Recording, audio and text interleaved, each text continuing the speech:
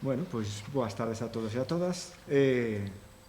Bueno, pois vou eu facer un poquinho a presentación porque, bueno, primeiro explicar, decir que realmente a conferencia é Malós e Kiko Domínguez, e Kiko Domínguez pois non pode estar.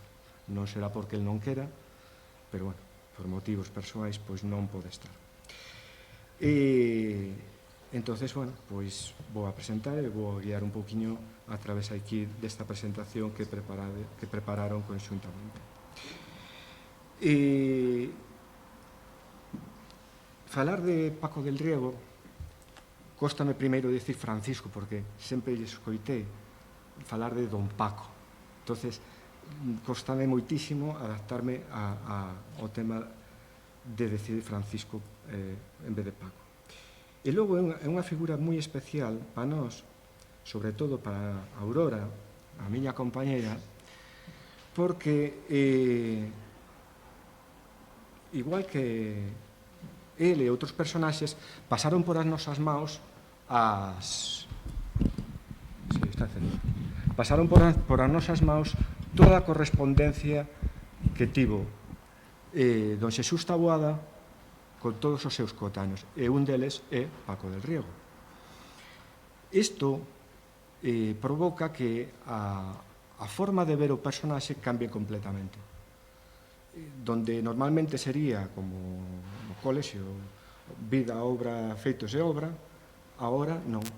Para nós xa non temos eso, porque conocemos esas cousas do miúdo, eses pequenos detalles donde se van o personaxe vaise humanizando, é moito máis próximo, porque coñecemos moitas máis cousas, esas vivencias que van achegando a figura, non? E traigo como exemplo unha, solo unha. É unha carta do ano 71, e nela lle pide Francisco Paco Fernández del Riego, pide a Taboada facer unha edición sobre a etnografía galega. Entonces, conta aí o que se fixo anteriormente, a historia de Risco, tal, de Carballo Calero, e lle pide faga este libriño. Vale? Isto foi no ano 71, e no ano 72 xa estaba impreso por Galaxia. É un detalle que para nos aporta allí esa humanidade, non?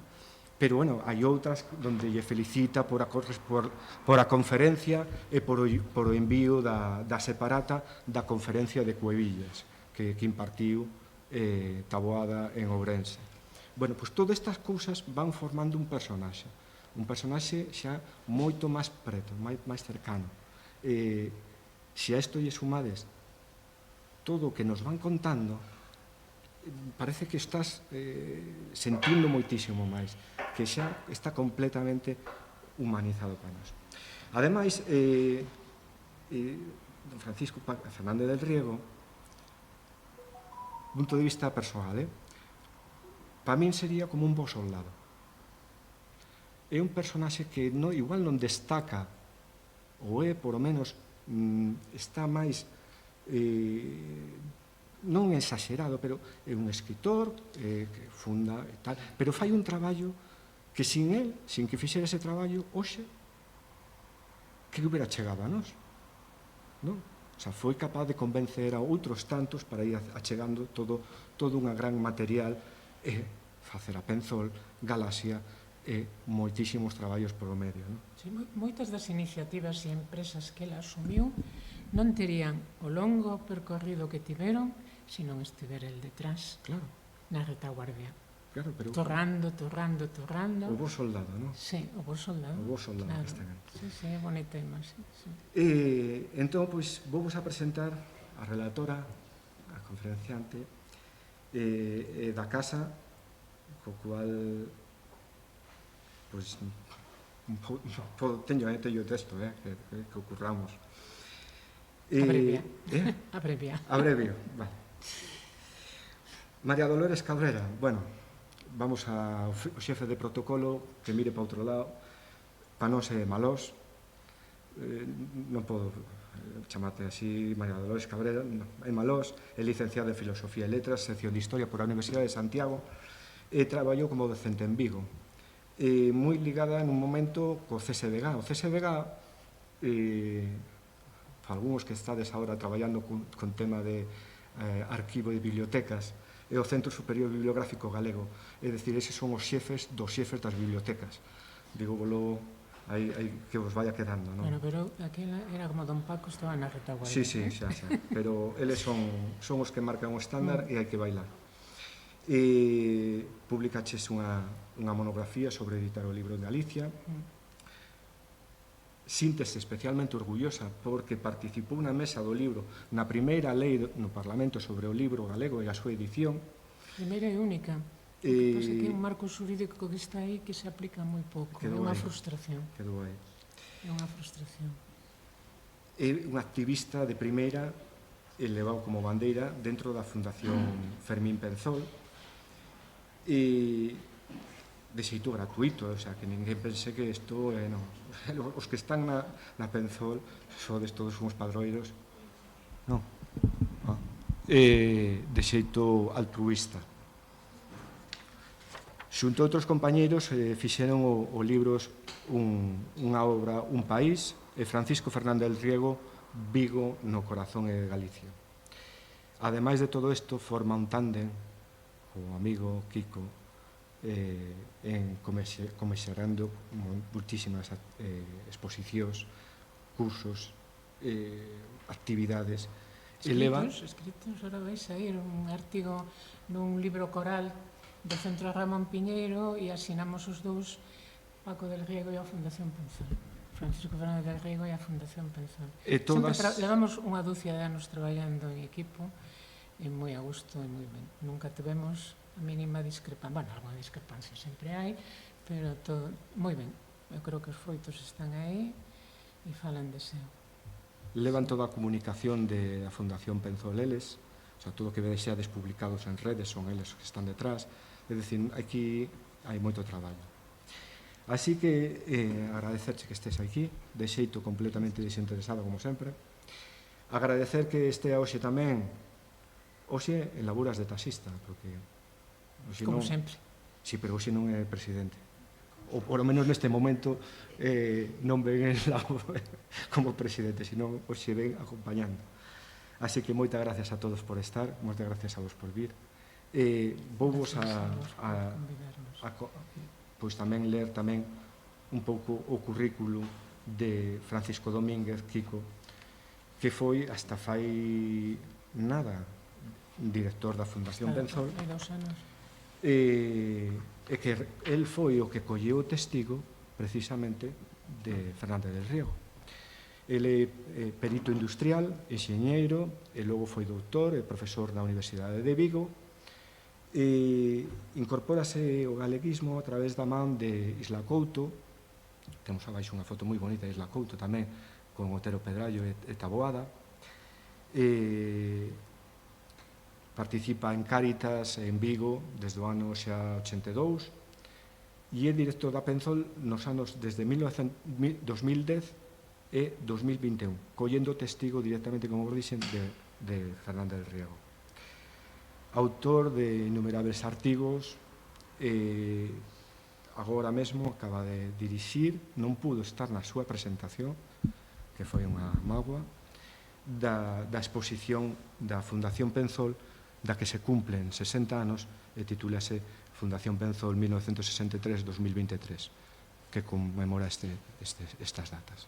Nesa exposición fixo un esforzo ímprobo por de todo o fondo que temos na Penzol seleccionar as 60 xoias da coroa, as 60 pezas que consideraba el, bueno, con o noso asesoramento, que podíamos sacar en procesión nunha exposición conmemorativa dos nosos 60 anos.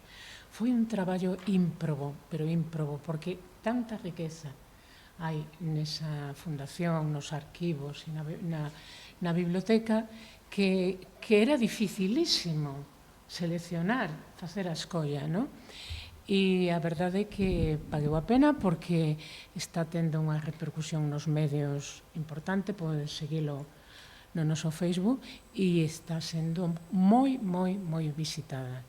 Pois esa exposición, o comisariado desa exposición e este artigo que eu vou ler hoxe foron os seus últimos traballos, que fixo recentemente.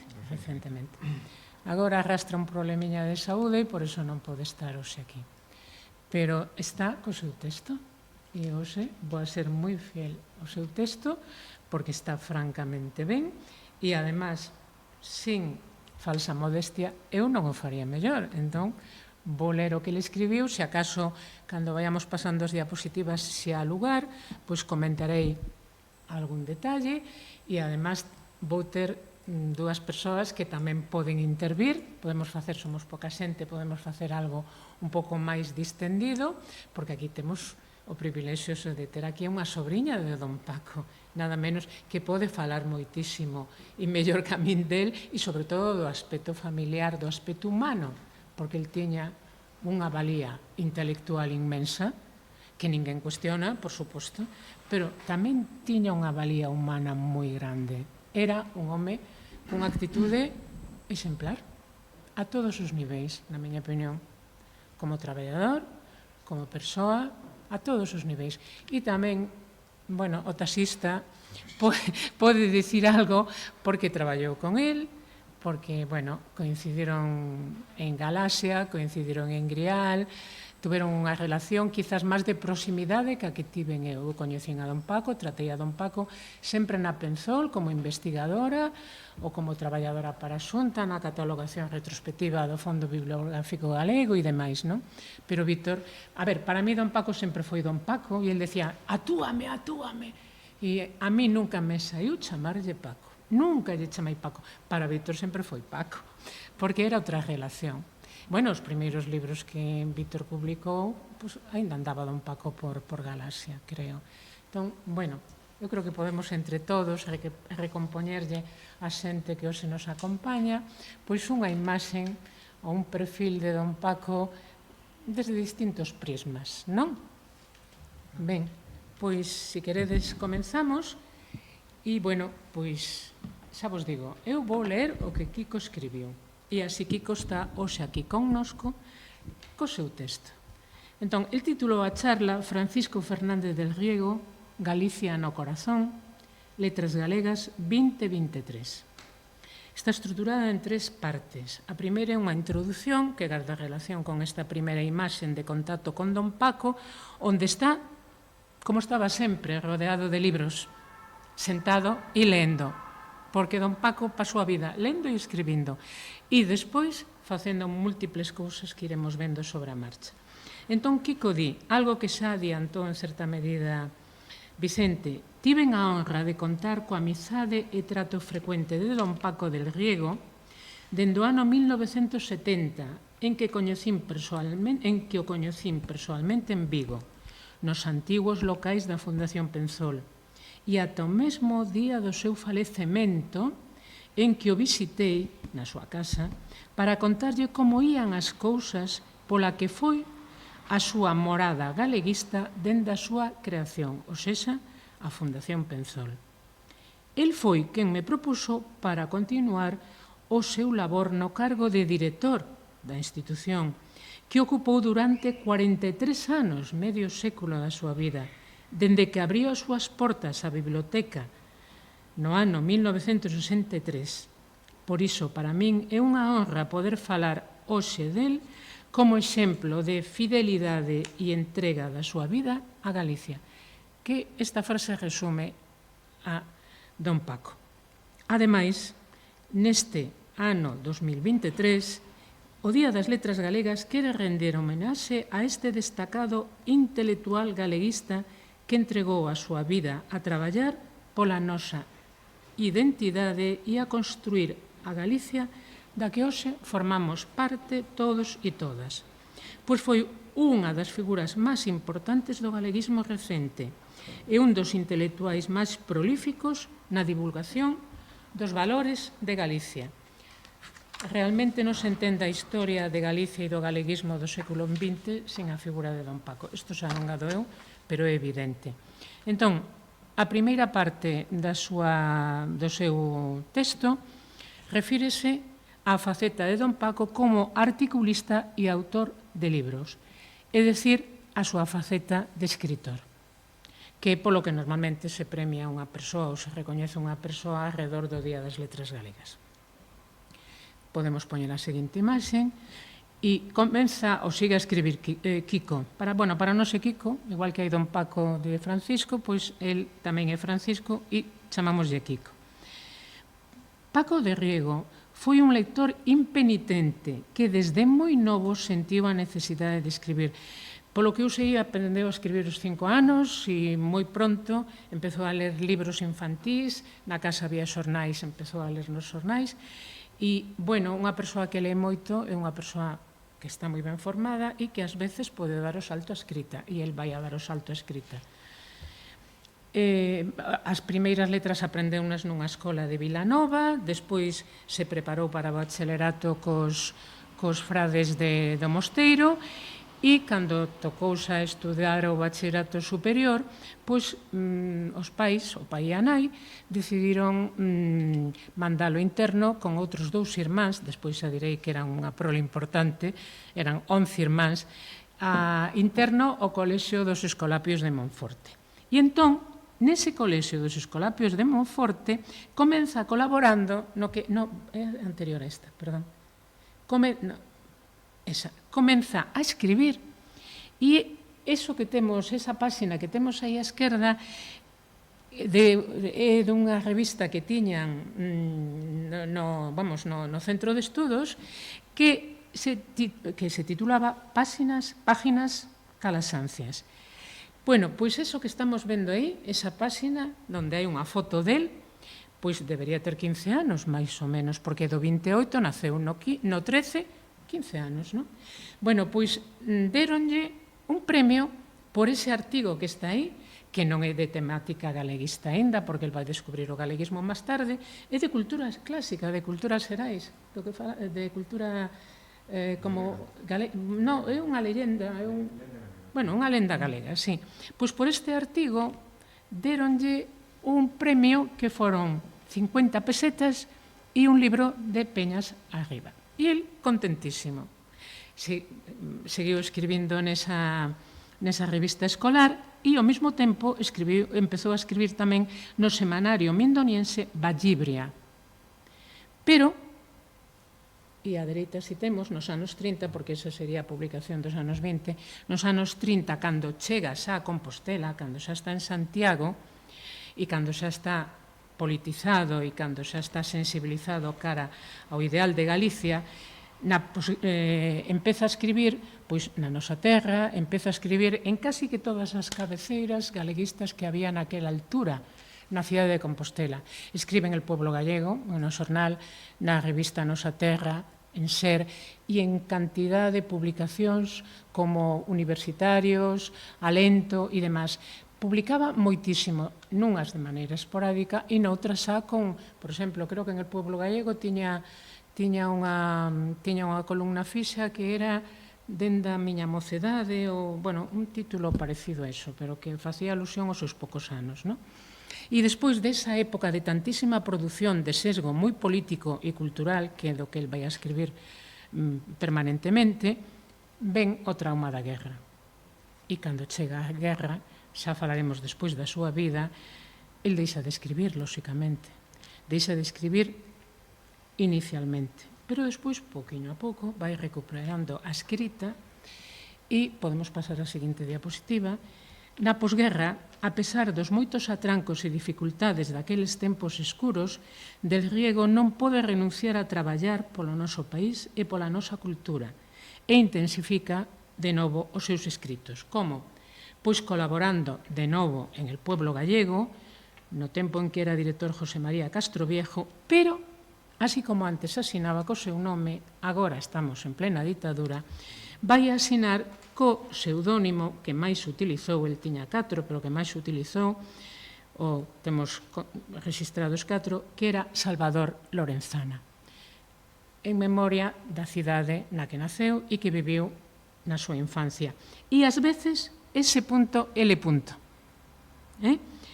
Ben, aparte de escribir en Pueblo Gallego e en outra prensa do momento, el tamén é un dos artífices de pôr en marcha e manter, porque unha cousa é poñer en marcha e outra cousa é manter no tempo, en manter as emisións en lingua galega na BBC de Londres, que comenzan o 14 de abril de 1947 e que duraron 9 anos e foron 83 programas que emitiron a través das ondas casi que a longo dese tempo.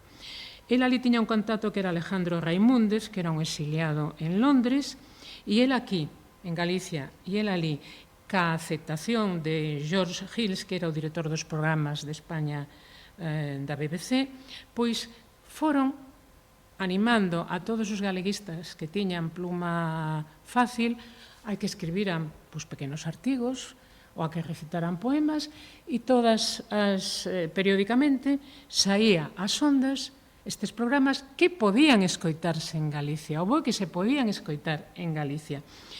Para as persoas interesadas en saber un poquinho máis deste tema, destas emisións, decir que hai unha publicación que é Galicia dende Londres, pero agora a Real Academia Galega hai apenas unha ou 2 semanas acaba de colgar na súa web todos os guións dos programas.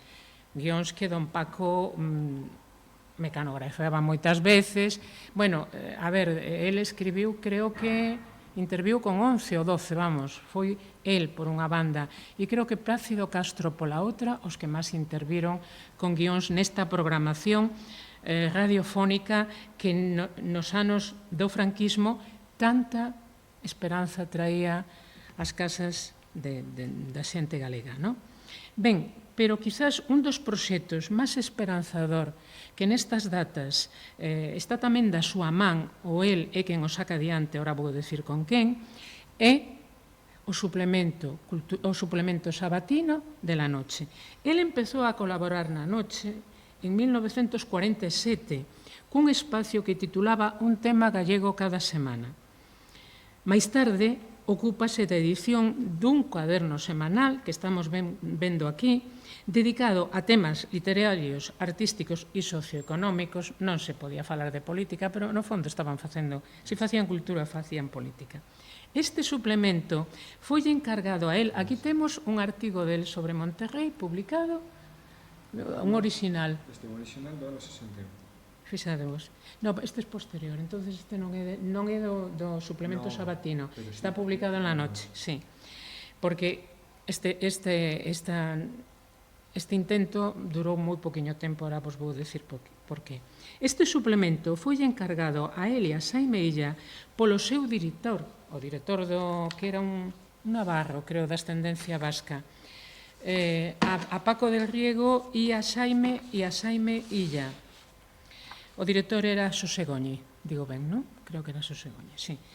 Bueno, pois esta aposta na prensa durou pois só 15 semanas.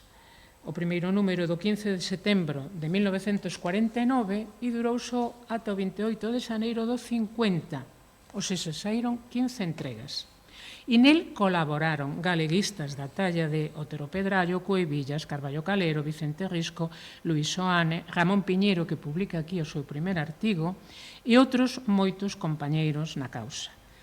Xaime Illa encargábase da parte, digamos, máis de maquetación, da parte máis de proxección, e Paco del Riego, don Paco, era o artífice de encher de colaboracións aquel suplemento que significaba unha primeira luz, agora na escrita, a outra era na radiodifusión, nun panorama cheo de tebras. Hai que poñerse e situarse no ano 1950. Bueno, e como, pois, poquinho a pouco querían cada vez barrer máis para o galeguismo, o 14 de xaneiro de 1950 publicaron unha serie de artigos de lembranza e de homenaxe a Castelao, que acababa de falecer o 7 do mesmo mes, e iso xa provocou a suspensión deste suplemento pola censura do réxime. Bueno, durante un tempiño funcionou como plataforma galeguista e se leía entre liñas. Vale, podemos avanzar unha máis. Agora ben, pasando os anos, el vai ser fiel a dúas cabeceiras de xornais moi coñecidos que chegan hasta os nosos días, que son o Faro de Vigo e que a Voz de Galicia. O que tendes á esquerda é unha plana do suplemento cultural do Faro de Vigo que estaba dirixindo ata ese momento Cunqueiro falece e don Paco colle esa responsabilidade por un tempo. Pero ele era colaborasivo do Faro de Vigo. No Faro de Vigo creo que teñen máis de 1.500 artigos de don Paco, 1.500 artigos de don Paco. E hai un libro, para quen quera afondar neste tema, que publicou o antigo director, o anterior director do Faro de Vigo, Celestino, que acaba de falecer, Ceferino Díaz, que Francisco Fernández de Riego, un guerreiro do galeguismo. E é unha monografía sobre os artigos que el publicou no xornal que dirixía este outro xornalista. A páxina da dereita é moi recente, ben quentiña, é da Voz de Galicia da semana pasada ou de hai 8 ou 10 días, non sei. E é dan noticia de que van publicar unha antoloxía sobre os artigos, unha selección de 50 artigos de don Paco, ao redor do Día das Letras Galegas, de man de outro xornalista e escritor tamén, que é Xesús Fraga, que acaba de ser Premio Nacional de Literatura hai 2 ou 3 anos, e están dándolle entrada na prensa artigos sobre don Paco, e fai unha semblanza del, porque o tratou e lle fixo unha entrevista hai anos, pois fai unha entrada del, pague a pena ler esa páxina, porque o sitúa moi ben. Tamén hai outro libro, para as persoas que queran saber, e xa rematamos con este apartado, tamén hai outro libro que é Palabras a Eito, onde se recolle moitos dos artigos que don Paco publicaba na Voz de Galicia e que foron recoñecidos co Premio Blanco Torres dentro dunha colección que tiña, penso, a Universidade de Santiago, de recolleita de artigos de escritores galegos. Ben, a parte da produción para a prensa, como articulista e como colaborador, e podemos avanzar, pois figura entre os autores galegos cunha obra escrita máis numerosa. Para dar unha idea da súa importancia, chegaría con facer referencia á obra escrita depositada na súa biblioteca e arquivo da viguesa Casa da Cultura Galega, onde se garda a súa doazón ao pobo de Vigo. No arquivo custódianse preto de 4.400 artigos, colaboracións na prensa escrita e en revistas periódicas e tamén alrededor de 60 libros da súa autoría. As máis numerosas, como xa acabo de decir, son as do Faro de Vigo e as da Voz de Galicia. E ora pasamos ao formato libro. É dicir, el tamén escribiu, como acabamos de decir, alrededor de 50-60 libros. Ben, libros, máis ben, de divulgación, porque el non era un escritor de ficción. E dinos Kiko, non sendo unha novela que veremos despois a cuberta, O cego de Pumardedón, o seu estilo é de divulgación para dar a coñecer o que é a nosa terra, a literatura, a paisaxe, a lingua, as tradicións, a cultura que nos identifica. Unha divulgación guiada polo norte de crear conciencia de nós e de valorar o que o noso pobo foi creando co paso do tempo, caracterizándose de maneira propia e diferenciada de outros povos. E tamén se enmarca neste obxectivo as biografías de figuras galegas destacadas pola súa obra, pola aportación literaria ou pola entrega ao noso país. E así ten biografías sobre o Padre Sarmiento, Antolín Faraldo, Pondal, Valle Inclán, Ángel Casal, Otero Pedrallo, Luís Oane, Blanco Amor, Cunqueiro e da súa propia xeración, a chamada xeración Galaxia. Ten un libro tamén. Son obras que escribe coa intención exemplarizante para crear paradigmas de entrega e compromiso con Galicia. Aquí fixemos unha selección, inevitablemente non se poden poñer todas. A da esquerda, é unha das primeiras que sae en América, Galicia no espello. Hai 3 biografías, unha do seu gran amigo dende a nenez Álvaro Cunqueiro, outra do seu gran amigo da xuventude Luís Soane, e arriba de toda a dereita está de unha persoa, un editor que coñeceu nos seus anos de Compostela, que é Ansel Casal. O editor, o que consideramos editor de editores, e que, bueno, pois foi fusilado, cuneteado e fusilado no 36. Tamén aparece un dicionario de Portugal e de Brasil, inda que tamén ele escribeu un dicionario de escritores galegos, pero pusemos o dicionario de Portugal e Brasil porque, bueno, aí está o país veciño e el abríase, non se centraba somente en Galicia, sino que se abría tamén ao exterior, onde había culturas afíns ou culturas irmás, como é o caso da cultura brasileira e portuguesa, e tamén, e este comentario vai referido ao libro que hai arriba de todo, Letras do noso tempo, que é un libro sobre escritores que el lía a nivel internacional e cos que se sentía identificado.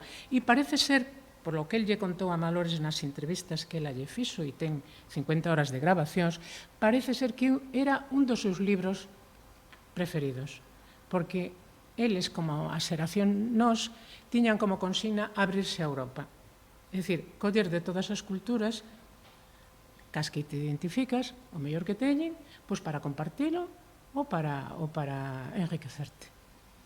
E, bueno, e hai outra cuberta que quería comentarvos, que é outra faceta que el cultivou moito, que é ese libro que pon Galicia. En realidad é un libro de viaxes, ese libro Galicia, que quizás o máis recente desta galería, desta panoplia que temos aquí, simboliza un pouco a serie de títulos que el publicou sobre viaxes. Viaxes dentro de Galicia, viaxes ao estranxeiro, porque el decía que a natureza forma parte da identidade de Galicia e tamén hai que sensibilizar a xente cara ao entorno que nos rodea. Vale? Ben, incluso cultivou obras ou fixo dúas obras, aquí temos no medio a cuberta da súa novela, da única novela que publicou. Si quedaron algúns escritos inéditos, pero non dan para outra publicación, según a valoración que fixeron as persoas competentes. Si hai dous pequenos contos, relatos breves, que si se publicaron. Un deles, o Consello da Cultura Galega vai presentar o martes un facsímil, e outro deles circulou nunha campaña que había no Castromil, que eran pequenos relatiños que lle daban a xente cando subía o autobús para que foran lendo, non? Entón, aí lle pediron que publicara, que lles pasara un texto, que se publicou. Pero, bueno, o que ten peso esta novela, que é unha novela que ten moito de autobiográfica, non? E a esquerda e a dereita sí que xa están os seus dous libros de memorias, os seus dous libros de autobiografía. El deixouno todo moi atado e escribiu a súa historia e a historia de toda a súa xeración xa en vida, o que nos facilita moitísimo o traballo cando temos que montar sobre el unha conferencia, unha exposición. Era un home terriblemente ordenado, era un home que cuidaba todo o material, guardaba todo o material, foran fotos, foran papéis, e non somente del, sino de outra xente. Por exemplo, e isto é algo que xa contamos, cando foi o ano de Xela Arias, resulta que un día na Penzón nos levamos a grata sorpresa buscando que temos de Xela, que temos de Xela? Pois non temos casi que nada, non temos orixinais, temos os libros, toda a súa bibliografía, pero non temos casi orixinais. E de repente, di o arquivero, aquí aparece un conto de Xela de cando era pequeniña, que presentou un concurso e que guardou don Paco, porque formaba parte do xurado, meteunos todos nun arquivador, e aquí está. E, bueno, de Xela e dos irmáns de Xela. Falamos de Xela porque foi a que chegou a ser unha escritora importante, non? Entón, aparece un texto, unha descripción de Vigo, con 8 anos, que era unha preciosidade. Bueno, pois fixemos un díptico, e o Concello de Vigo paseou ese texto, porque falaba de Vigo coa visión, a ti encantaría chelelo, non sei se chegaches a ver o folletiño, faremos to chegar, non? Ca visión inxenua dunha nena de 6 ou 7 ou 8 anos, non sei cantos tiña daquela. Bueno, pois o primeiro texto que se conserva de Sela. Claro, non ten ambición literaria, porque era unha redacción escolar. Pero, bueno, pois don Paco hasta guardaba iso, guardaba todo, e tanto que yo agradecemos, non? O arquiveiro tuveron que facer o boca a boca todavía. Bueno, está feito a topar verdaderas xoias, non? Ben, pois aquí temos as súas dúas biografías, No río do tempo e Camiño andado. Camiño andado é a súa biografía xa prácticamente de cando era el xa moi maior. Di Kiko, incluso a súa obra autobiográfica O río do tempo nace para deixar testemuño de como se pode e se debe de loitar polo noso país, aínda nas condicións máis adversas. E cita este fragmentiño de don Paco. O labor periodístico bibliográfico que realicei ao longo de moitos anos perseguía un único obxectivo: difundir os valores culturais característicos do noso pobo e a dos creadores e intérpretes político-literarios das esencias distintivas do país. O meu propósito dirixiuse a dar merecido relevo á personalidade galega e os que colaboran cun válido papel no empeño de restaurar a nosa personalidade. Ocupeime de presentar aspectos e figuras de literatura foráneas porque entendía que agora non era para isolamentos, o libro do que vos falaba antes. Cumpría ser fiéis ás raíces autóctonas, mais tamén tomar en conta as correntes universais. A idea que me guiaba como autor de artigos e libros respondía fundamentalmente ao desexo de vulgarizar e esparecer os principios galeguizadoras. El se define as súas intencións perfectamente. Está, e concluye Kiko esta primeira parte de prensa. Bueno, esta é unha serie de libros que se escribiron, xa non os escribiu don Paco, sino prácticamente en vida del, que se escribiron sobre don Paco. Libros biográficos e libros de recoñecemento. Claro, isto está sacado desta biografía Lume Acceso que escribieron dos persoas de Lourenzán que o coñecían moito e ben, e a partir deste libro pois saíron outras biografías como esta que no seu día editamos na Fundación Penzol co gallo do seu centenario, Malores Villanueva e eu, e dende aquela e este ano están saindo cantidad de biografías alrededor do Día das Letras Galegas. Por exemplo, as primeiras que saíron foron a de Malores Villanueva, que ya recomendaba eu a súa sobrinha hai un rato, que Malores titulou Un loitador pola idea de Galicia. Malores Villanueva coñeceu a don Paco de moi maior cando fixo a súa tesi de doutoramento sobre a editorial Galaxia. E entonces a fonte de documentación viva máis interesante era don Paco, además, como era un home de portas abertas e moi próximo, abriu as portas da súa casa, e Malores tivo o privilexio, ela é tamén unha muller moi organizada e ca cabeza moi ben posta e moi traballadora, tivo o acerto de gravarlle 50 horas de conversas que lle permitiron a ela, con outra documentación impresa, escribir este libro. É a voz de don Paco quen fala neste libro. Está tamén este outro libro, saíron a par, este outro libro de Ramón Nicolás. Bueno, Malores puso de subtítulo unha frase que a él lle gustaba moito, decir que era un loitador pola idea de Galicia. Bueno, pois este de Ramón Nicolás tamén está moi ben. Francisco Fernández del Riego, vida e obra dun obreiro do galeguismo. É dicir, era un home que estaba traballando permanentemente. E, pois, dende que saíron estes xa deberon de sair 3 ou 4 títulos máis que neste momento eu non truxen, pero si truxen, a modo de curiosidade, un libro que editou Galaxia, que é un cómic, porque ten que haber todo tipo de produtos dirixido a todo tipo de públicos.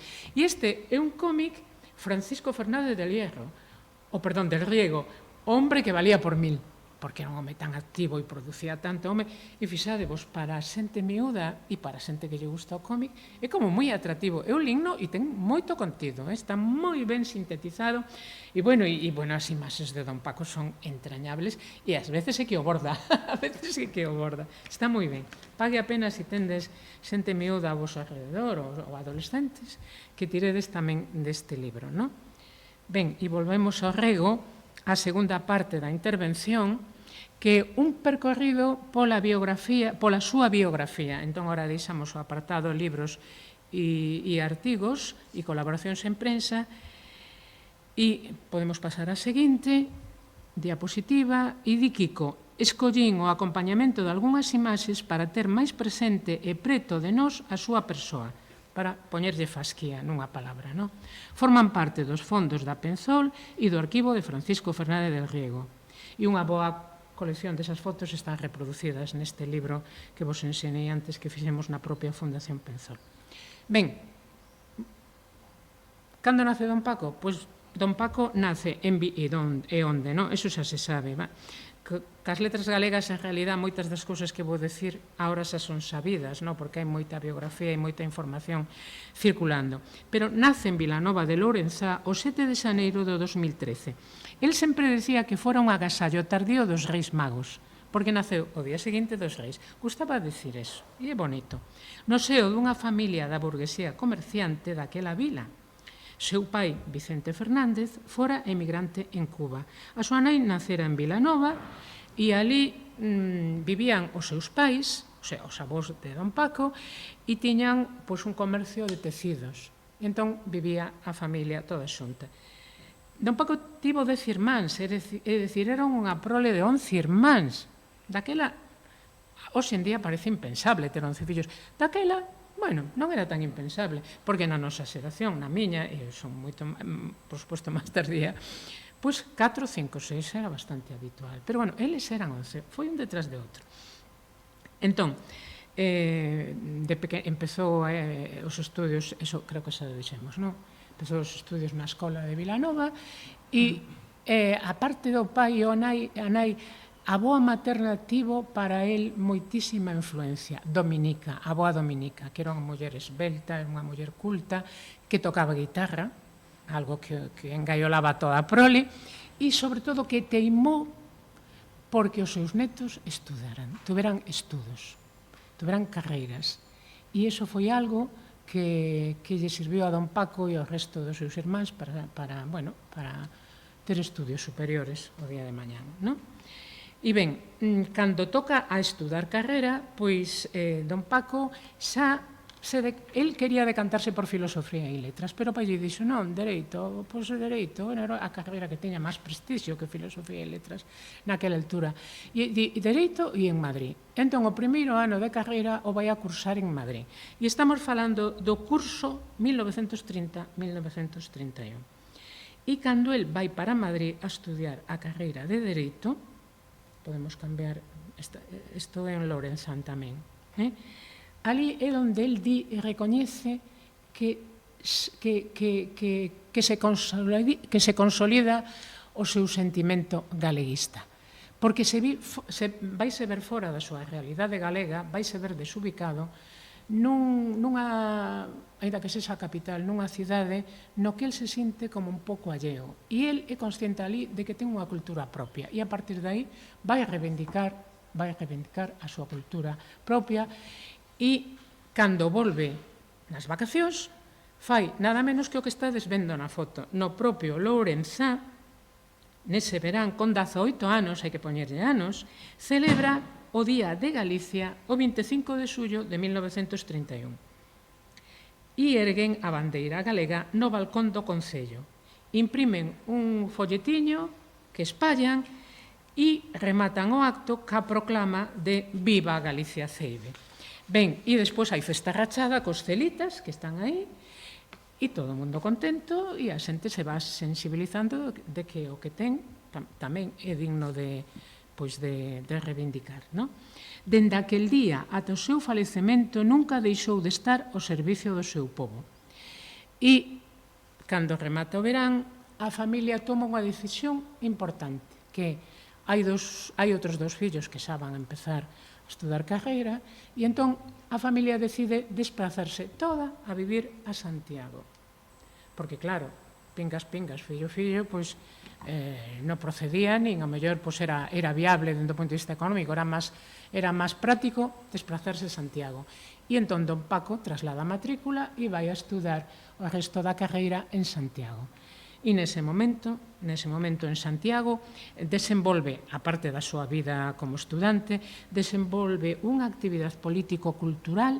Estamos na Segunda República, onde todo era permisido e todo era permisible e todo era esperanza e ilusión, pois vai a desenvolver unha vida tanto cultural como política, pero intensísima.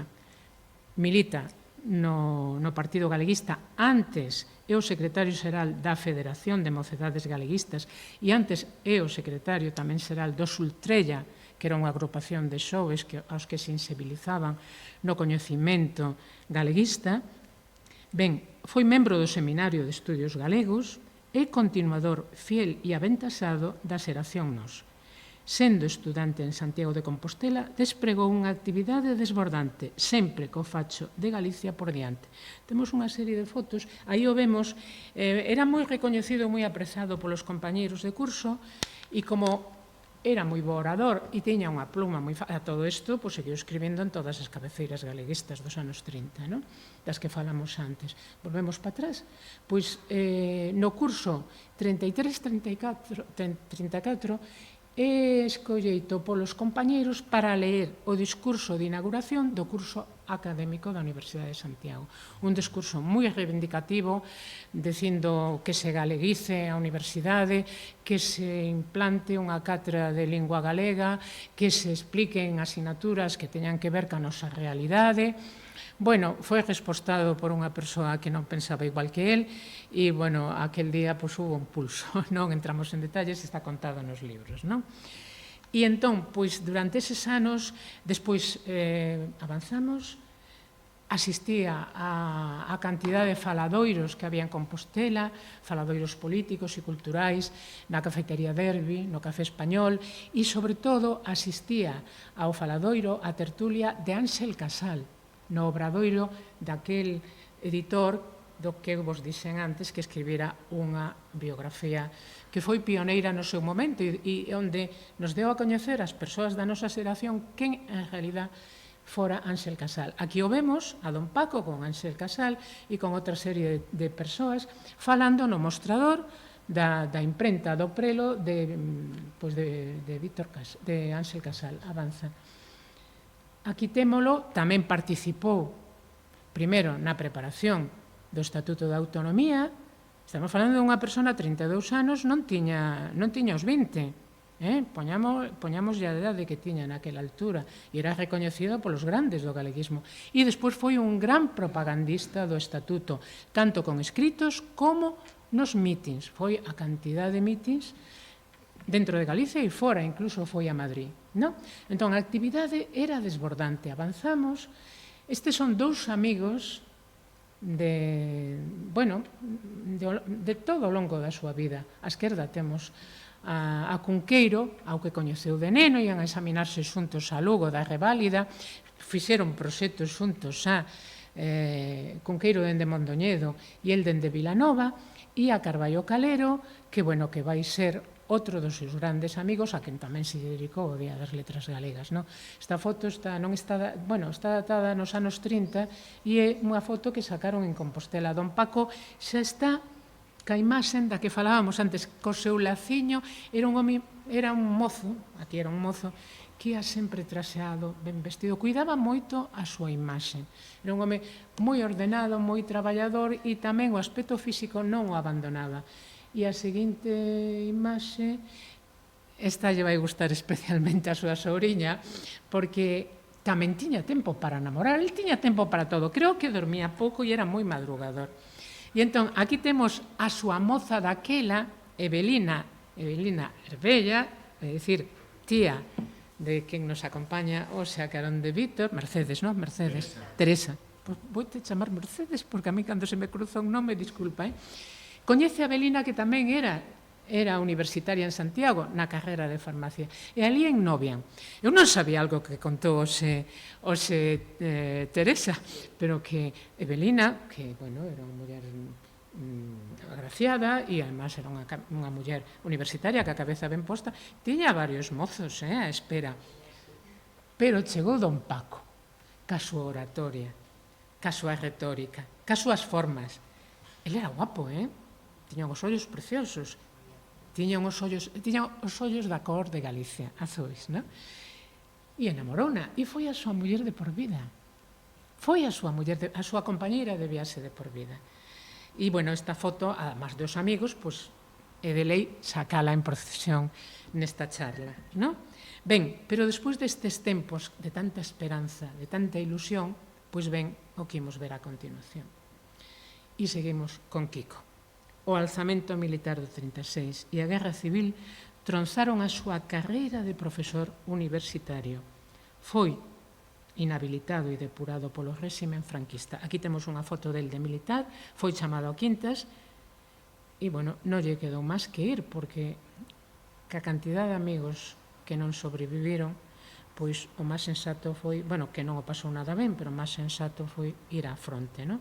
E aquí temos o prego de cargos da súa depuración por ser galeguista e afecto al Frente Popular. Inhabilitaron-no. El rematara a carreira e era profesor axudante na Facultade de Dereito. Entón, para o ensino público e universitario, quedou totalmente inhabilitado. E entón, de repente, vese que se ten que reinventar, porque non ten fórmula de vida. E que o que fai? Pois, rematada a Guerra Civil, asentou en Vigo, ao amparo do despacho de un moi bo amigo que era Valentín Paz Andrade, que era abogado e tiña un bufete, e el, como estudiara Dereito, pois dirixiuse a Vigo. En esta cidade xa botou raíces, levando sempre a Galicia no seu corazón. Bueno, hai algo moi desagradable, que cando ia no tren, marchou con unha maletiña con 1000 pesetas e uns libriños, marchou co posto, prácticamente. E cando parou a coller un periódico, creo que foi en Redondela, falo de memoria, pois cando abre o periódico ve que Valentín Paz Andrade acababa de ser detido. E ele di, a donde vou eu? Pero marcha atrás non podo dar, porque en Santiago hasta as pedras me delatan, decía el. E entón tirou para diante, para Vigo. Chegou a Vigo, foi a esperalo, pois, non sei, alguén que mandou Valentín que fora a recibilo, e lle dixo que fora ao despacho de Valentín todas as mañás. E cando chegaba ao despacho, sentaba a traballar, e chamaban por teléfono, e decían, descolgaba o teléfono, e o que escoitaba era unha voz anónima que decía, saiba vostede que está vivindo con permiso do enterrador. E lle colgaba. E así creo que 3, 4, 5, 6 días. Pero don Paco, que era rechado, dixo, a este non lle volva a contestar. E esa chamada, que era sempre a mesma hora, deixaba a pasar para ter un pouco de acogo, non? Pasouno francamente mal, sobre todo neste primeiro período da posguerra, non? Foron anos de difícil pasar, nos que gañaba vida colaborando, e podemos avanzar. Bueno, aquí está no seu despacho, xa 39 anos, xa un home un pouco máis maduro, avanzamos. Entón, busca vida, ten que buscar a vida. E como busca vida? Bueno, decíamos que era de pluma fácil, entón, pois empeza a colaborar en revistas como Industrias Pesqueiras, que está aquí, ou sendo responsable de outra revista do sector que era Industria Conservera. Ben, tamén da man de Valentín Paz Andrade. E, bueno,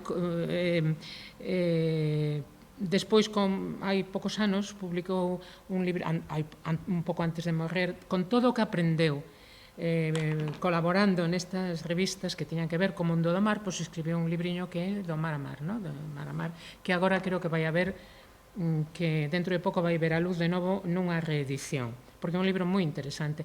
El daba ya todo, porque había que vivir, non?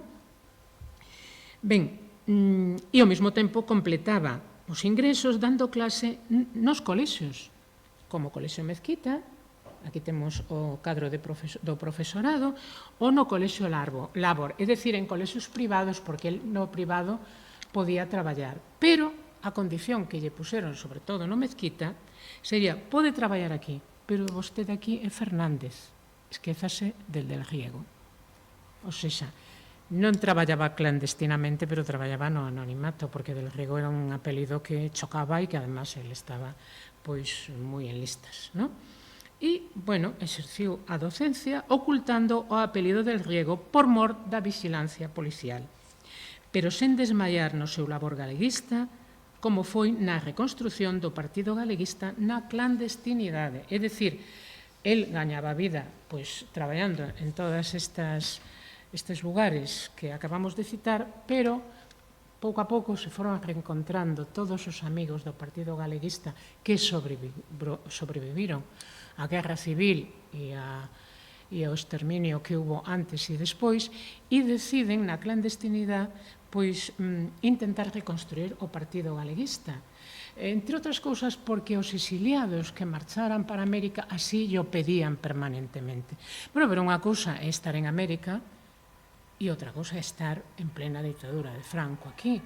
Entón, bueno, tentaron a reconstrucción, tuveron na casa de Coruxo, preto de Vigo, onde el pasaba os veráns, a carón de Xosé María Álvarez Blázquez, que alugaba tamén outra casa, fixeron, como que di, un xantar de amizades, non? Fixeron unha quedada, un encontro de os vellos galeguistas que querían sumarse a este intento de reconstitución. E incluso chegaron a nomearse cargos de responsabilidade. A don Paco, pois o responsabilizaron de secretario de Exterior e de Propaganda, que eran dous cargos que ya caían a él moito. Ben, realmente iso durou, esa tentativa durou o que durou. En 1947, nunha redada en Madrid, pois prenden a Ramón Piñeiro, que era unha das cabezas visibles do grupo, e entón din, así non imos a ningures. E hai que quemar toda a documentación que temos entre nós, das nosas cartas, e que ven de América, que flúe no que chamaban as anduriñas. Porque as cartas non viñan por correo ordinario. As cartas de América, de alén mar, viñan en barcos que viñan dalá e sempre había alguén coñecido, alguén de confianza que traía esas cartas e que daba en man. E entón, dicían, ve unha anduriña e aquela era a clave para saber que chegaba carta de alemán, pois o de Luis Oane ou de calquera outro dos galeguistas que estaban por ali, non?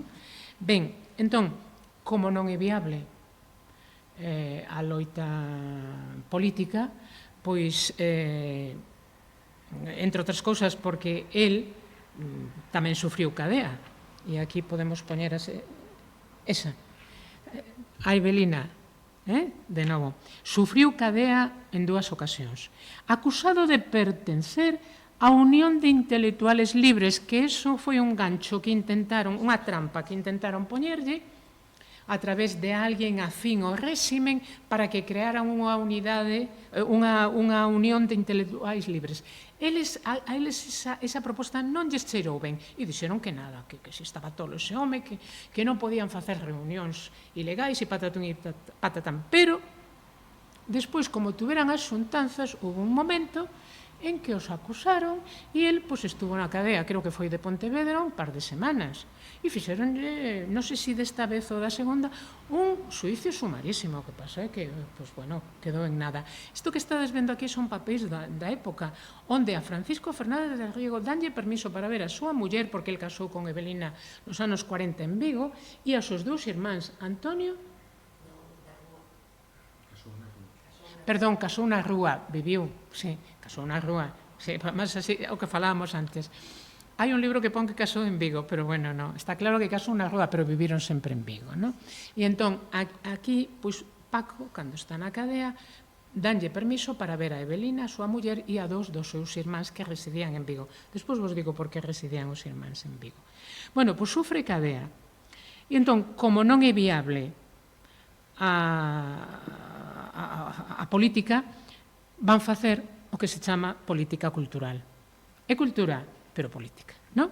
E entón, pois, empezou a formar parte de distintos padroados, como imos para atrás, como formou parte da Constitución do padroado Rosalía de Castro en 1948, pero, sobre todo, a empresa na que máis se implicou, e avanzamos, a seguinte foto, foi na participación da creación, na promoción e na participación da creación da Editorial Galaxia, xunto a Xaime Isla e a Ramón Piñeiro, o sea, a tríada que puso en marcha e mantivo ata o día de hoxe, eles non, pero sí, a xente que o sucediu, a que se considera aínda hoxe en día, unha das principais editoriais galegas.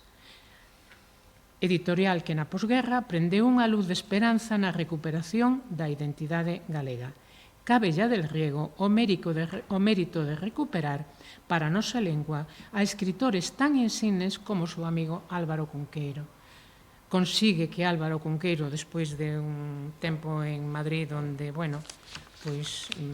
tuvo un comportamento cuestionado, e cando volve para Mondoñedo e se enclaustra en Mondoñedo, don Paco volve a tirar por él, quítalle a escrita, o que ten escrito, e anímao a que siga escribindo, e dai virá unha das obras referenciais da nosa literatura galega, que é Merlín en familia. Isto é obra de don Paco. E o apoiou e o estimulou, despois, cando el se decidiu a ir a vivir tamén para Vigo, ata o final dos seus días, non? E aínda facendo todas estas cousas, por exemplo, en Galaxia era director xerente e era realmente en Galaxia, era o executivo, era o que o facía todo. O que pedía as colaboracións, o que facía o seguimento do libro, o que o levaba en atadiños, en paquetes ás librerías, levaba os libriños, non para que os puseran no escaparate, sino, vostede poña aquí estes libros e se ven alguén que lle parece que pode ter interés por un libro galego, ensínelle este título a ver se o leva, non? Iso, moitas librerías decíanlle que non, pero sempre había 3 ou 4 máis ou menos sensibilizadas que si iría cos seus atados tamén ia a Xosé María Álvarez Blázquez. Non había distribución. Naquela altura non había distribución. Sobre todo, habería distribución de libros do réxime, pero non de libros galeguistas, non? Pois, además de facer todo isto, nesta etapa sigue desenvolvendo un importante labor como escritor de artigos, de prensa e de libros. Moitos destes libros que vimos e destes artigos son deste período que ora estamos describindo, non? E como era o secretario de Asuntos Exteriores, en 1954 invítanno a ir a América. E entón vai a Buenos Aires e a Montevideo, que eran as dúas grandes cidades onde se acubillaron moitos dos exiliados e emigrantes galeguistas. E foi para a celebración do 25 de xullo do Día de Galicia. Aquí o vemos ditando unha conferencia. Despois, fixo cantidad de actividades nese tempo que estivo ali, entre elas unha moi multitudinaria que moitas veces repetida nos libros, que ir a rendirlle homenaxe a Castelao no cemiterio da Chacarita, onde imparte de novo unha pequeniña charla, non? Agora ben, además de atender a Galaxia, además de atender a escrita, además de atender as relacións con América, no ano 1963, a editorial Galaxia decide crear en Vigo o que chamamos a Fundación Penzol, recollendo os documentos e libros de temática galega do bibliófilo galeguista Fermín Fernández Penzol Lavandera, galeguista, accionista de Galaxia, un incondicional tamén da causa. E tiña a mellor biblioteca e arquivo que naquela altura, anos 50, podía haber en Galicia. El non os tiña en Galicia os libros, porque ele era registrador da propiedade. E entonces, no desenvolvemento da súa profesión, hasta achegouse a Galicia moi tardíamente. Entón, tiña os libros espallados por Madrid, por Ponferrada, que era a terra do pai, e por Canarias, que é onde, lle cadrou últimamente de ser registrador. E el, que non tivo fillos, decidiu doar toda esa biblioteca que el foi xuntando dende a mocedade madrileña, igual que a don Paco, decidiu doalos para o uso público, para facer un centro de documentación aberto, de portas abertas, donde a xente nobra, sobre todo, ou todas aquelas persoas interesadas en saber de nós, puderan ir ali a ler libros e a pescudar nos documentos. E nace así a fundación que leva o seu nome, que chega hasta os nosos días e da que acaba de falar, da que formamos parte varias das persoas que hoxe aquí se citaron, entre elas o autor deste texto, Malors Villanueva, a autora desta biografía e demais, non? Ben, e cando inauguran a biblioteca, Del Riego vai ser o seu director dende o comenzo ata 2010, é dicir, durante 50 anos don Paco vai ser o director desta biblioteca arquivo e todas as tardes dos seus días ia para a biblioteca para supervisar a xente que viña, para controlar as novas doazóns, porque, bueno, despois desta doazón inicial de Fermín Penzol, empezaron a entrar máis fondos, e, bueno, a biblioteca, pois, hoxendía, ten un fondo impresionante, unha das bibliotecas especializada en fondo galego, biblioteca e arquivo especializada en fondo galego, quizás máis importantes de Galicia, non? Ben, pois, estivo indo á biblioteca ao seu cargo, a Biblioteca Penzol, no desenvolvemento do seu cargo de director, ata os 97 anos. Atas e sempre de forma gratuita. Nunca cobrou nada por este servicio á patria e á nosa cultura. E dende ali fixo algo moi importante, por iso ia todas as tardes, porque ali había unha bibliotecaria, que era Nancy, e despois, cando xa nos imos para as instalacións do Concello, hai personal técnico cualificado, especializado en biblioteconomía e arquivística, pero don Paco facía algo que só podía facer el, e que era que dende ali, dende a Biblioteca Penzol, exerceu de mestre de moita xente moza, a quen axudaba e orientaba no estudo da cultura e dos problemas de Galicia e sementaba nelas, nesta xente, o compromiso co seu país.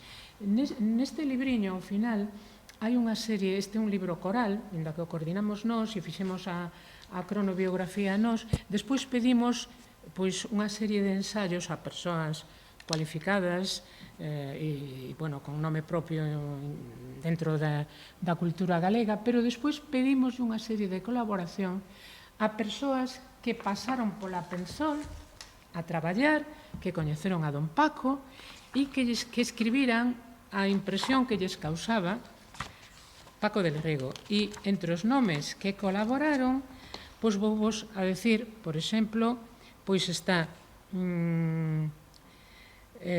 Camino Noia, Alfonso Álvarez Gándara, Xesús Alonso Montero, Ceferino de Blas, do que falábamos antes, Rosa Neiros, que imos ver agora, Biei Toledo, Alfonso Paz Andrade, María Xosé Queizán, Gabriel Fernández Méndez, Salvador Cervantes, un moi amigo del, Gerardo González Martín, un gran estudioso da historia de Vigo, e incluso Ana María Fernández del Riego, a súa irmá, que ainda vive e é centenaria.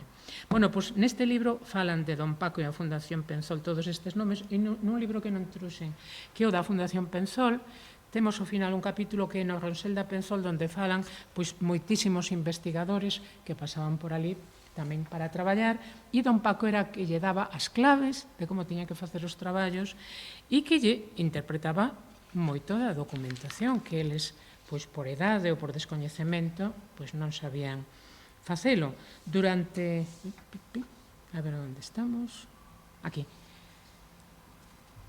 Bueno, imos para atrás, esta foto que evidentemente non é de xente nova, pero sí de unha xente moi representativa, porque nesta foto está sentado Fermín Penzol, á dereita, despois desta señora de blanco, está a súa muller, que foi, cando el falece, vai ser a presidenta, colle o relevo de Fermín na presidencia da Fundación, don Paco á dereita, totalmente recoñecible como sempre, ao lado del está Marino Dónega, está Ramón Piñeiro e está García Sabel. Sentada á esquerda de Penzol está a muller de Piñeiro e esa señora que está aí de blanco, xa mermadiña e maior, é Jacinta Landa, a viúva de Xoán Vicente Viqueira. Porque está aquí, nesta foto, pois está aquí porque ela se exiliou na posguerra e dou para Penzol todos os fondos do seu marido que morrera moito antes dunha enfermedade rara que tiña, complicada, e na Fundación Penzol temos os fondos de Xoán Vicente Viqueira. É un exemplo gráfico das doazóns que co percorrer dos anos foron enriquecendo os fondos da casa, da fundación, da institución.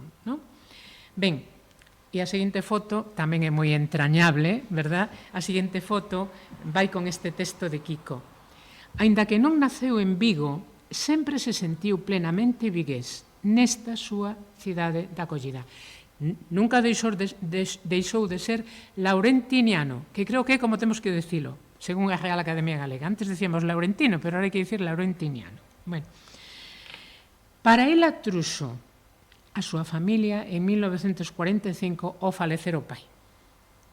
Fixadevos, que foto máis bonita de 20 anos máis tarde, onde está a nai velliña, aquela muller que víamos tan guapa, tan con ese porte cando estaba con Eno, tan velliña no medio, con dúas das fillas que eran monxas, bueno, o que son, porque Ana María ainda existe, centenaria, ainda vive. Despois están o resto dos fillos e fillas e os consortes masculinos e femeninos e sentadiños aí abaixo, pois ese zócalo de sobriños. Don Paco e Evelina non tuveron fillos, o casal non tivo fillos. É unha foto entrañable, é unha foto, bueno, que representa que foron sempre piña como familia. Sempre terían as súas discrepancias, como en todas as familias, pero sempre se axudaron, os outros sempre se apoiaron, porque hubo momentos, sobre todo cando morreu o pai, que tampouco pasaron ben, porque morreu moi pronto, no 47, moi pronto. Bueno, pois esa cidade de adopción. Contei o da maleta? Sí. Pero podemos contalo aquí. Bueno, como isto non está escrito, pero volvemos atrás. A súa nai asenta nunha casiña que había ao pé do Castro, na Aba do Castro. E entón, cando vai ao cárcere Ramón Piñeiro, a consigna é queimemos toda a documentación que temos. Hai que queimalo todo, porque veñen a por nós. Están facendo redadas. Bueno, con Piñeiro foron os irmáns Saco e demais para que vean en Madrid. Don Paco, que era un arrechado, e a mí se me ponen os pelos de punta, colle toda esa documentación epistolar, maiormente cartas que se cruzaban, métea nunha maleta. Non sei se había plástico daquela, pero el, pois, fai un burulliño e vai de noite á casa da súa nai, a Aba do Cabo, e enterra a maleta con toda esa documentación do galeguismo daquela altura. Esa documentación estuvo ali enterrada, soterrada, moitísimo tempo, ata que veu a democracia, ata que xa, bueno, podía ser recuperable, e foron a buscar a maleta. A maleta estaba e os documentos estaban totalmente utilizables. Imaginádevos a riqueza de fontes primarias que apareceron e que deron lugar a cantidad de traballos de investigación e, sobre todo, a unha monografía específica que se titula Castelao e os galeguistas do interior, que publicou a edición literaria de un historiador, de Xavier Castro. Don Paco lle fixo o prólogo, censurouse algunha carta porque había xente viva e don Paco era moi respetuoso ca xente e dicía, isto non pode ir, porque este compañeiro está vivo ou porque non é de xusticia decir isto dele. Esta carta non vai. Que vayan as cartas que son de discurso de grupo, que son cartas reivindicativas da nosa identidade e demais. Entón, claro, evidentemente, dese soterramento da documentación non temos fotos, evidentemente, pero neste libriño que fixeron en Lourenzá, a ver se a localizo, que creo que a traigo marcada, a donde non chegan as fotos, chegan os retratos, e ca descripción que el fixo, pois este dibuixante fixo este dibuixo e varios máis que, se despois queredes, podedes miralos, a donde non chegaban as fotografías, bueno, pois chega un retratista ou un pintor que fai esta escena de don Paco mirando, asexando, mirando de que non veñan a por él e soterrando a maletiña. Ti querías que trouxera, non? E que ensinado, pois, aquí está, aquí está. Ben, cambiando de tema, bueno, sí, entón, a cidade de Vigo, imos a seguinte, que a súa cidade de adopción dou en 1995, el antes de morrer deixou atado e moi atado todo o que eran as súas propiedades. Refírome a propiedades culturais, non me meto en outros temas, non? Entón, el tiña unha gran biblioteca de 30.000 volumes. A ver, 30.000 volumes non os leería todos, porque, se dividimos, non das. Pero, bueno, tamén é certo que moitos dos libros non se compraban, viñan por agasallo, ou eran libros dos que el era os orixinais, o que fora. E todo o seu arquivo. E, además, El era un home moi sensible cara ao mundo da arte, cara ao mundo da plástica. Entón, cos anos foi conseguindo unha boa colección de arte galega, maiormente, non exclusivamente, pero maiormente de compañeiros de viaxe, é dicir, de pintores, si Versilio, si Luis Soane, si Lugris, todos estes pintores que pintaban a Galicia e por Galicia, pois ou agasallaban con un cadro e ás veces ele incluso o mercaba cando vía que o pintor non estaba pasando por un bon momento económico. Era xeneroso don Paco. Tan xeneroso foi que realmente morreu sin ter piso propio, verdad? Tan xeneroso era. Era aberto, xeneroso e amigo dos seus amigos, moi amigo dos seus amigos. E dou en vida a súa biblioteca e o seu arquivo e todas as súas obras de arte. Aí estamos vendo a biblioteca, fixádevos que panorámica, 2 pisos inzada de libros, os 30.000 volumes, e o que estamos vendo abaixo da foto en primeiro plano son as caixas de arquivo con toda a documentación, e o da dereita é unha parte da súa colección, da sala onde está a súa colección de arte. Non sei como apreciades aí, pero en primeiro plano vense, exemplares dos seus libros, e ao fondo hai unha galería de retratos del moi bonita, unha dúcia de retratos tamén dos seus amigos e compañeiros de viaxe. Nunha das exposicións que montamos no Centenario fixemos unha selección de 6 retratos de don Paco. Casi todos están feitos a lápiz, son carboncillos e demais, porque o retrato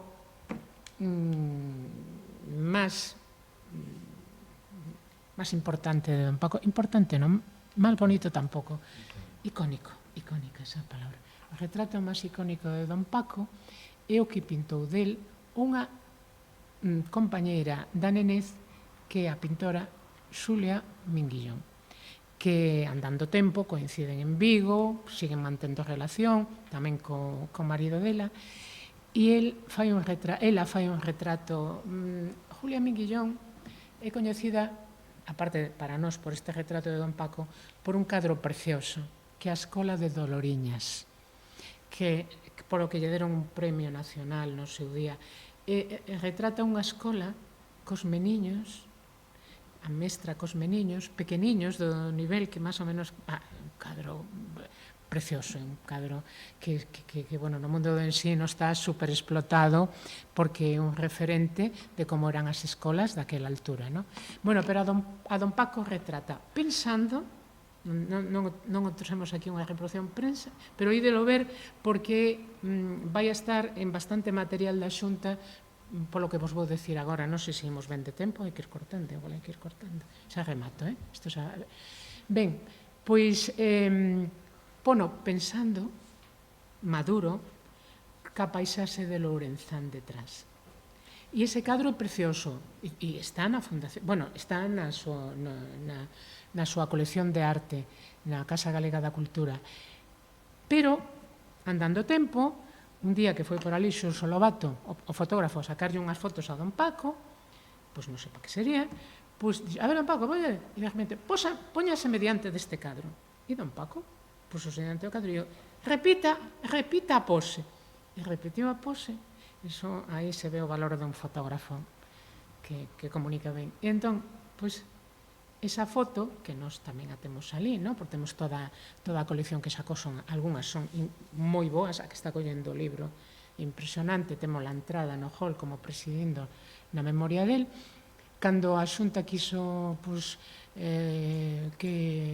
ver que fotos de don Paco podía ser a foto, digamos, institucional, creo que se decantou por esa, porque realmente é unha foto que ten doble lectura. Está novo e está maior. Está Lourenzá e está Vigo. Entón, e xa vou rematando, porque me estou enrollando.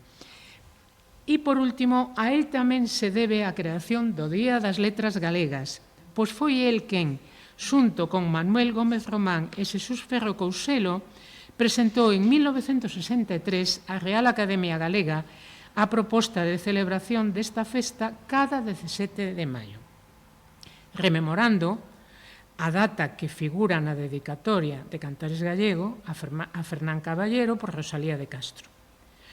E este ano é especial porque a celebración distingue a quen creou tal distinción. Ou seja, o que creou e propuso a distinción este ano, por fin, é homenaxeado. Este é un collage que fixo a Xunta cas actividades que se van a desenvolver alrededor de... Xa non é Día das Letras, é Ano das Letras, non?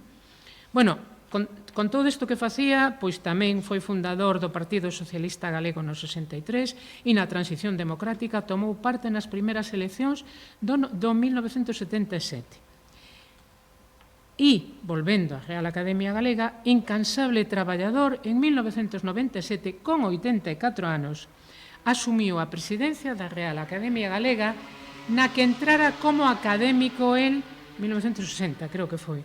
Durante o tempo que durou o seu mandato, levou a cabo unha profunda reforma da institución, franqueándoa á sociedade galega. Bueno, fixo máis cousas que non veñen ao caso. Non é doado contar aquí todas as distincións que recibiu polo seu inxente labor.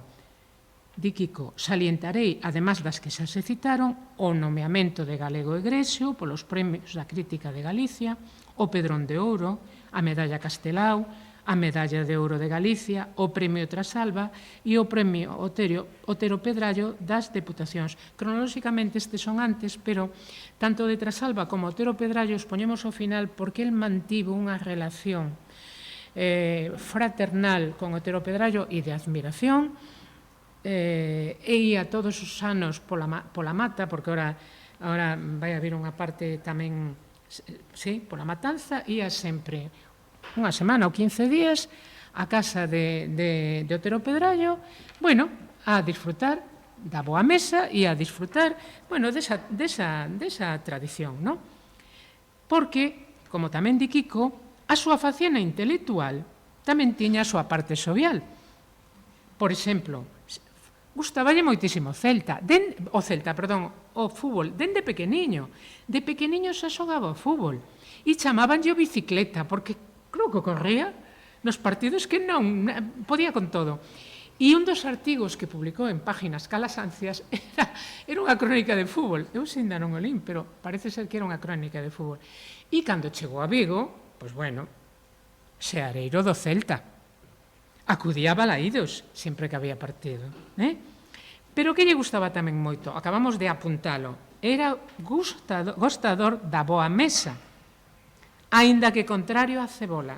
É dicir, a don Paco non lle podías poñer un plato de comida que tivera cebola. Xa dende neno, e el contaba sempre que unha vez sendo neno foi cos pais a comer a casa duns amigos, dunhas amizades, e entón puxeron cebolas recheas. E a don Paco, cando lle puseron unha cebola rechea no plato, era tan educado e tan discreto que fixo de tripas corazón e comeu a cebola. Pero, unha vez que a rematou, a trancas e barrancas, dille a anfitrión: que tal, Paquiño? Gustouche a cebola? Sí, fulanita, estaba moi rica. Ai, pois toma outra. E lle puxo unha segunda cebola e dixo: non volvo a tomar cebola na miña vida. Bueno, e poñemos esta foto por un dobre motivo. Estamos falando de que era amante da boa mesa. E aquí o temos nun restaurante vigués que se chama El Mosquito, un día que foi a comer con Rosa e, bueno, e tuvimos o privilexio de acompañalos, Víctor e Maseu, porque a Rosa lle deran ese ano o Premio Fernández del Riego de Xornalismo por un artigo que ela publicara. O Premio de Xornalismo Francisco Fernández del Riego fala moito de que foi un home que sempre se dedicou ao mundo da prensa tamén, por eso se lle puso ese nome a ese premio que ten continuidade, ainda se fallou a semana pasada, non sei en que edición anda. E Rosa, que era unha muller moi agradecida, e tiña xa trato con don Paco porque ia pola Penzol e era desas persoas mozas que ian ali a preguntar para as súas novelas, porque Rosa o que en realidad é escritora de ficción, o que non foi don Paco. Bueno, igual hubiera sido se non tuvera que dedicarse a escritura divulgativa. Pois dixo, don Paco, convido a unha centola no Mosquito. E don Paco apuntouse, e ala fomos os 4. Bueno, aquí estamos xa en petit comité, pero nos puxeron unha centola que da centola pasamos o postre, non hubo segundo plato, non? E entón, bueno, foi un... Hai fotos, eu teño fotos dese... Esa é miña, esa saquei aos dous. Ben, e cando chegou a hora de pagar, di Rosa, tráigame a conta, por favor. E Paco dille a propietaria, que non me acordo como se chamaba, don Paco, por favor, que dixen que invitaba eu. Cala, que nesta casa pago. De novo, a xenerosidade de don Paco. Bueno, pois aquí está xente nova, gusto pola vida, gusto por non todo era traballo, e a seguinte foto fala de gostador da boa mesa, aínda que contrario a cebola. Era tamén un fumador empedernido, a diario. Fumaba un puro Montecristo e nas ocasións especiais un coiba. E tomaba unha copiña, un pequeniño chopito de whisky despois de xantar. Aquí o vemos na súa casa, xa moi maior, fixadevos que maior está, un ano antes de morrer, con Neira Vilas e Anísia Miranda e o seu amigo de Pontevedra, Salvador, e a súa muller, na sobremesa. Xa non podía sair el case que sempre invitaba fora, nos invitou-nos varias veces a comer fora, pero xa non estaba para sair, e entón viña a xente así coñecida, íntima, a comer, a xantar a casa. Mirade o coxaruto, un ano antes de morrer, que pulmóns tiña. Ben, que? Pois sí, porque hasta o final dos seus días. E tamén no marco do seu fogar familiar está a seguinte foto, que é unha foto que é dun ano máis tarde, onde, como el xa non podía prácticamente sair da casa, as persoas responsables da Penzol e de Galaxia decidimos facerlle un pequeno cariño o recoñecemento, e aí ides ver a Kiko, por iso tamén a pusemos, porque non está aquí, están as súas palabras, está o seu traballo, pero tamén está nesa foto. E en xullo do 2010 agasallámolo con algo que ten Kiko nas mans, que eu aquí estou vendo moi mal, pero vos igual estades vendo mellor, que é un esmalte de, con unha dos dibuxos que del fixo, creo que o de Masído de Soane, es que non alcanzo a velo. E entón, unha representación de Galaxia e unha representación da Fundación Penzol, asistimos á súa casa, como as empresas nas que máis se entregou, a agasallalos con ese pequeno detalle, con ese pequeno cariño simbólico, e nos acompañou, que naquela altura era o presidente da Real Academia Galega, que era Xosé Luís Méndez Ferrín, que está sentado ao seu carón, e que ademais foi outro dos autores que el publicou en Galaxia, Percival e outras historias, en Galaxia, cando, o pouco de crearse Galaxia, non? E xa rematamos, non sei que máis ven agora, que é a seguinte imaxe. El tiña un fogar familiar, pero tamén tiña un fogar, o que el sempre denominou o seu fogar cultural, que era a Fundación Penzol. Entón, aquí temos dúas fotos no seu despacho da Fundación Penzol. Dúas fotos nas que aparecen persoas que o apreciaron e traballaron con el no día a día ou axudaronlle cando xa el non podía desplazarse por sí mismo. A esquerda temos a directora técnica da Penzol, dende que se desplazaron as instalacións a Casa Galega da Cultura, Marián, e a carón de Marián está Reme, que é administrativa, que cando el xa non vía e non podía escribir, pasaba os artigos á máquina. A dereita de todo está, unha muller da que falei hoxe varias veces, Malores Villanueva, estou eu aí, e á dereita está unha persoa que o acompañou cando xa el non tiña folgos para desplazarse e camiñar ata Penzol, que era Enrique Méndez, que traballaba en Galaxia, e Galaxia decidiu que todos os días durante unhas horas estivera disponible para don Paco, ou para leválo a Penzol, ou para un médico, para as xestións que tiña que facer. E, pois este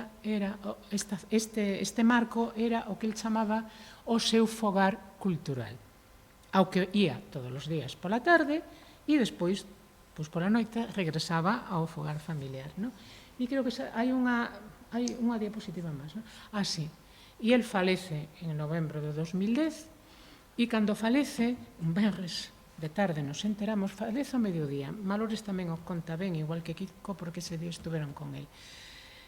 Fixémoslle unha especie de memorial na Penzol, coincidiu cunha fin de semana e pasou toda Galicia pola Penzol. Tuvimos a feliz idea de poñer un libro de condolencias que quedou aí cos textos manuscritos de toda a xente que pasou por ali, coñecida e anónima. Hai unha foto preciosa que a mí a que máis me gusta de unha nena pequena que foi cos pais, que está na punta, no bico dos pés, escribindo, porque pusemos un atril diante da súa biblioteca, escribindo e pon: Don Paco, cando chegue o ceo, dígalle hola ou saúde a Castelao. Que cousa máis bonita, que cousa máis entrañable. E unha das persoas que viu o luns, non o domingo, a asinar foi Carlos Núñez. Carlos Núñez naceu en Vigo, o pai de Carlos Núñez, o que chamamos Carlos Núñez, o vello, era moi amigo de Don Paco, compañeiro de moitas empresas tamén comuns, e cando vimos ali, dixemos: Carlos, e ti poderías vir a despedir a Don Paco no cementerio de Nigrán? Dixo: como? Para mí sería un honor. E entonces, bueno, cando o enterro foi así, non foi tan multitudinario como o funeral, que sí foi con moita representación institucional, veu o presidente da Xunta, bueno, cantidad de xente de toda Galicia. Este xa foi un acto máis recollido. E fixádevos que expresiva é a cara de Carlos Núñez despedindo a Don Paco. É emocionante esa foto, non? Bueno, e remato con, esas son as dúas últimas diapositivas, para que as vexades, remato, avanza, que quen foi un compañeiro de empresas con el, e citeino aquí, o citámolo aquí varias veces, foi Xaime Isla, ou Xaime Illa, que das dúas maneiras se pode decir. E esta é unha caricatura feita polo seu amigo e compañeiro no galeguismo, Xaime Isla, que el dibuxa para un libro homenaxe que se lle fai no 75 a Don Paco, e ten o atrevimento, el que non era poeta e que escribía pouquísimo, en facerlle un poema. Pero cando os poemas se fan con amor, saen redondos. O poema está neste libro enteiro, non volo vou a ler enteiro, porque nos levaría un tempo e xa estamos fora de hora, pero sí ler ese fragmentiño, eses versos que aparecen, pasa a imaxen, que esta sea a derradeira, unha serie de versos que di: decir que eres alma e espírito, corazón do país, e home de palabra, que se dices Galicia, é que a terra alenta en toda parte e a túa man traballa. Bueno, e entón, despois destas verbas de Xaime Isla, rematamos co que di Kiko, sen dúbida, que conclúe, sen dúbida estamos diante dunha figura excepcional que tivo unha fe inquebrantable no seu pobo. Moito do que hoxe Galicia debemos a él, con toda certeza, figura xa nun lugar destacado na nómina dos construtores da nosa identidade, a quen os galegos e galegas debemos moito.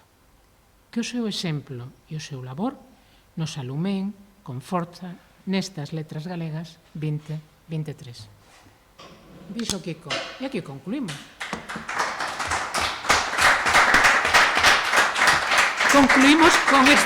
Concluímos con esta solemnidade, pero tuve un lapso que xa mo estaría reivindicando el se estuvera aí sentado, e porque faltaba diapo, e é que cando falamos do seu labor de articulista, pero bueno, é moi coñecido, do seu labor de articulista, non citamos a revista Grial, que é un dos promotores e codirector hasta número 100 da revista Grial, que por outra parte, claro, acaba de sair este número conmemorativo con unha serie de artigos moi interesantes sobre el, e el foi o director dende que se creou a revista hasta o número 100. Despois do número 100, o director pasou a ser Carlos Casares, e despois de Carlos Casares, non sei se con alguén máis.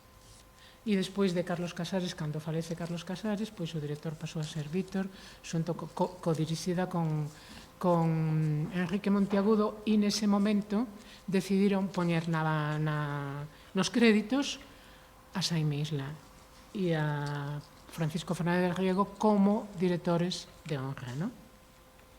Bueno, o de Grial tamén é bastante coñecido, e disculparme o lapso, pero como había que atender unha cousa e outra, pois bueno, saiu desta maneira. Si queredes algunha pregunta, ou si queredes ampliar algo ou apuntar algo, quen tuvestes con el tanta relación? Agora, cando falaches, que non o falamos antes, do celtista que era él e Edelina, a tal punto que en Vigo chove, moitas veces, cando iban ao fútbol, máis vale que Edelina non levara o paraugas, porque se ponía nerviosa e algún de diante a veces recibía algún paraguazo, porque eran super aficionados ao fútbol. Bueno, era un optimista Él vivía a vida, aparte de traballar todo o tempo, pero él aproveitaba cada minuto da vida. Estiráballe o día como chicle, verdad? Sí. É certo que creo que dormía pouco, e era super ordenado. Na súa mesa non lle moveras nada. Ti entrabas na Penzol, eu falo da mesa da Penzol última, porque eu nunca fun a Policarpo Sanz a primeira, e tiña todo milimétricamente colocado. E se ti collías o mellor un abrecartas para abrir un libro que levabas e tal, e o deixabas así, el non te dicía nada, pero collía e volvía a poner no seu sitio. Tiña a mesa impoluta e ordenadísima. Precisaba silencio para traballar. Eu, como nena, indo a súa casa cos meus irmãos, si é certo que a miña tía, que era ela, cando chegábamos, avisaba, o tío Paco está traballando. E entón sí que non se podía facer ruido. Pero despois chegaba o verán. Sí, que se permitía 2 meses, había 2 meses de verán que non ia ni na Penzol, ni na... Ese era bueno, non sei se iría a Galaxia. Hubo un tempo que viña en taxi. Ás veces a despachar, non sei se unha vez a semana ou así, non? Porque sempre se acumulaba traballo, inda que fora verán. Pero el, por exemplo, nadaba e andaba pola playa de Nigrán de punta a punta, 2 veces ao día. Sí. Era un home pois, que viviu plenamente. E un home de unha coherencia exemplificante. Foi exemplar na súa coherencia vital.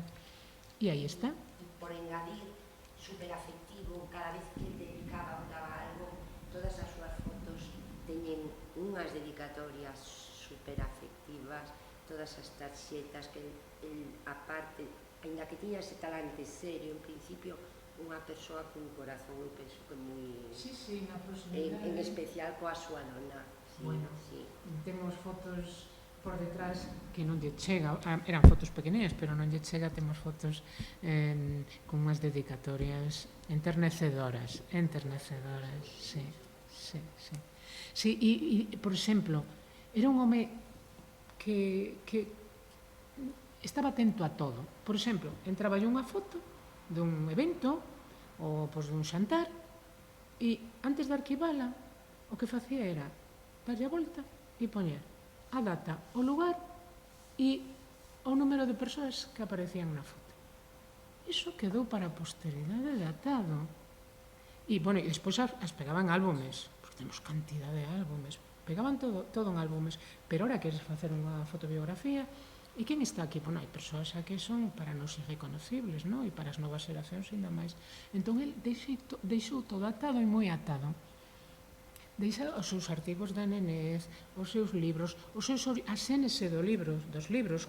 Bueno, e non falamos para nada, e xa remato, pois a Víctor me está mirando, non falamos para nada da correspondencia de Don Paco, desa intrahistoria da correspondencia de Don Paco, que está recollida unha parte mínima en 7 libros, en 7 epistolarios.